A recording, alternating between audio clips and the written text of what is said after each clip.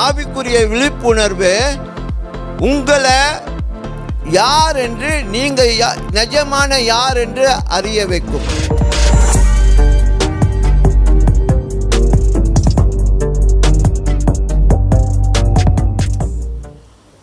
அதான் சொல்லுவாங்க, உங்களை பற்றி தெரியணும்னா உங்கள் குடும்ப அங்கத்தினர்கிட்ட கேட்கணும்.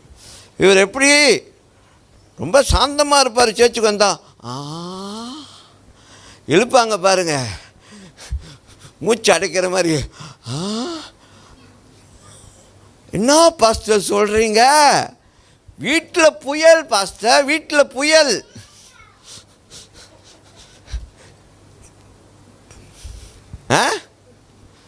வீட்டில் புயல், சேர்ச்சில் குயில்.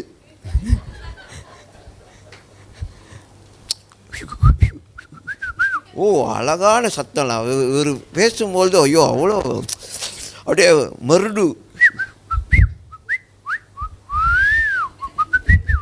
அந்த மாதிரி இருக்கும். வீட்டில்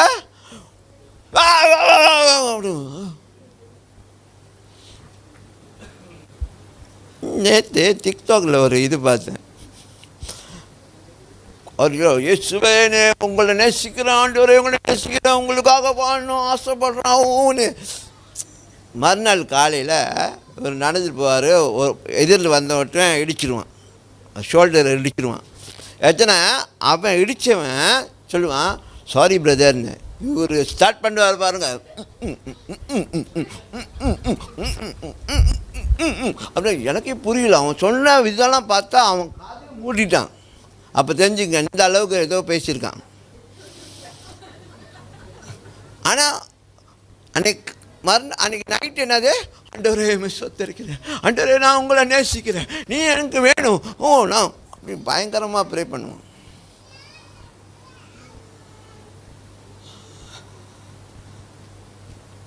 So this spiritual awakening is bringing you to sense of the reality of who you are. புரியுதா? இந்த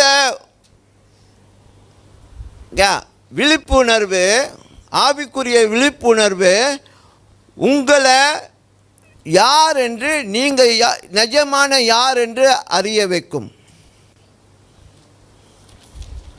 புரியுதா?